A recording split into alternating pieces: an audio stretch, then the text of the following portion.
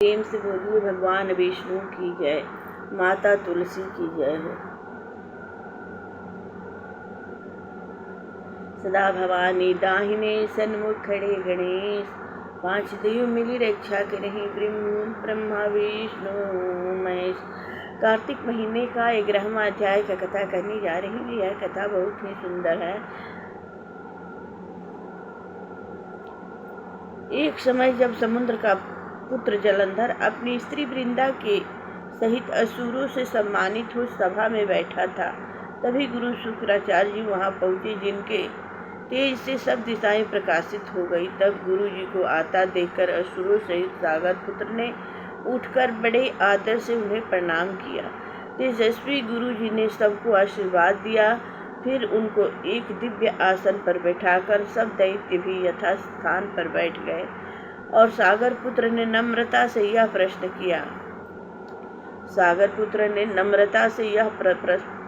किया। हे गुरुजी, राहु का सिर किसने काटा था? आप हमें यह बताइए। इस पर श्री शुक्राचार्य जी ने विरोचन पुत्र हिरण्यकश्यप और उसके धर्मात्मा पौत्र का परिचय देकर देवताओं और असुरों द्वारा समुद्र मंथन की संक्षेप में सब कथा कहकर यह बतलाया कि जब समुद्र से अमृत निकला तो उसे देव रूप बनाकर राहु भी पीने बैठ गया। इस पर इंद्र के पक्षपाती भगवान विष्णु ने राहु का सिर काट डाला। यह सुनने के साथ ही जलंधर के नेत्र लाल हो गए। उसने बड़ा क्रोध किया। फिर अपने धस्मर नामक दूत को बुलाकर गुरु का कहा हुआ सब वृतांत सुनाया और आज्ञा दी कि तुम शीघ्र ही इंद्रपुरी में जाकर इंद्र को मेरी शरण में लाओ। धस्मर जलंधर का बड़ा निपुण दूत था। वह शीघ्र ही इंद्र की सुधर्मा नामक सभा में जा पहुंचा। उसने जलंधर के शब्दों में कहा,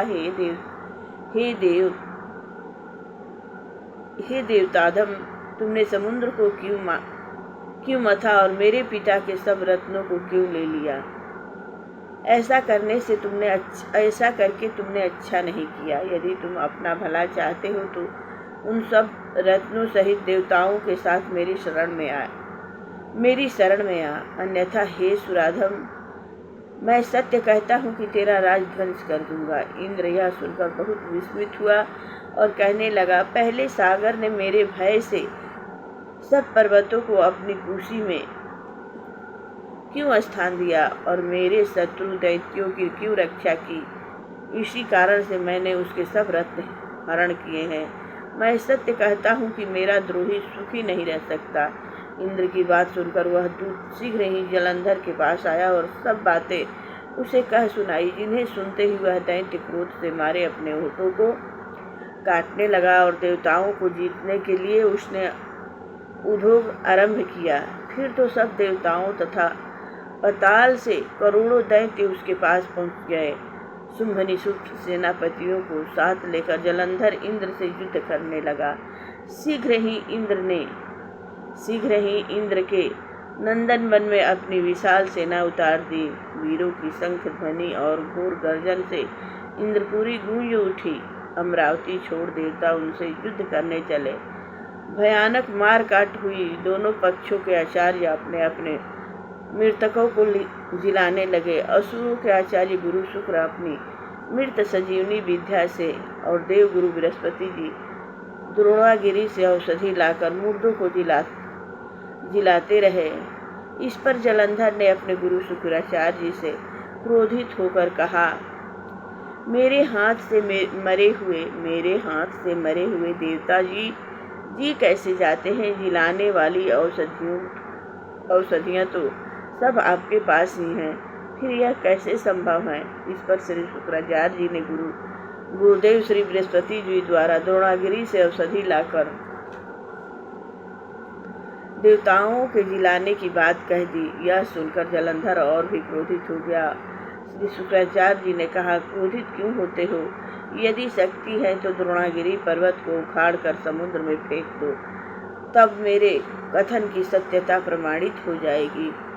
इस पर जलंधर क्रोधित होकर शीघ्र ही द्रोणागिरी पर्वत के पास जा पहुंचा और अपनी भुजाओं द्वारा उसे जड़ से उखाड़कर समुद्र में फेंक दिया। वह भगवान शंकर का तेज था। उसमें जलंधर की कोई विचित्रता नहीं थी।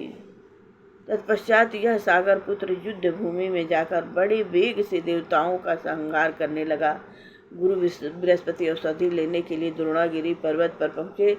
द्रोणागिरी की जगह वहां पर उन्हें सुना मैदान मिला। तब वह भयभीत होकर देवताओं के पास आया और कहा कि युद्ध बंद कर दो, तुम लोग अब जलंधर को नहीं जीत सकोगे। पहले इंद्र ने जो भगवान शंकर का अपमान किया था, यह उसी का फल है। यह सुनकर देवता युद्ध की आशा त्याग अत्यंत ही व्याकुल हो इधर उधर भाग निकले। सिंधु सुत निर्भय होकर अमरावती में प्रविष्ट हो गया। इंद्र आदि सब देवताओं ने गुफाओं में शरण ली। 11वां अध्याय समाप्त। प्रेम से बोलिए कार्तिक महात्म्य की जय हो। जय जय भगवान विष्णु की जय। कथा विसर्जन होता है, सुनहु सकल सब देव, जो जन जहाँ से आए हैं, तह तह करहु निवास सियावर रामचंद्र की जय। पवन सुत हनुमान की जय। श्रवण सुजस सुनियायो प्रभु भंजन भवभीर, त्राहि त्राहि आरति हरणा श्रवण सुखद रघुवीर। बार बार वर मांगो हर्ष देव श्रीरंग, पद सरोजन पाइनी भक्ति यथा सतसंग। यह बर मांगो कृपा निकेता, बसु राम सिय लखन समेता। जय जय सीता राम जी हरि, जय जय राधे श्याम जी हरि। मंगल भावना मंगलहारी, द्रविड़ दशरथ चिर बिहारी, बांके बिहारी गिरधारी की जय हो। जय भक्त वत्सल प्रभु की जय हो।